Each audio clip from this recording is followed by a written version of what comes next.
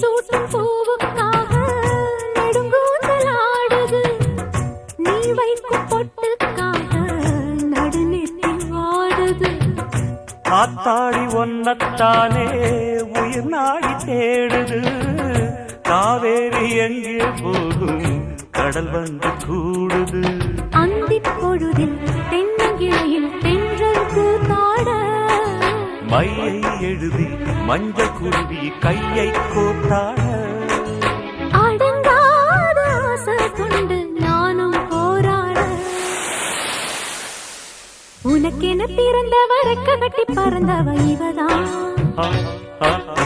என விட உனக்கு இங்கு மனசுக்கு பிடிச்சவ எவதான்.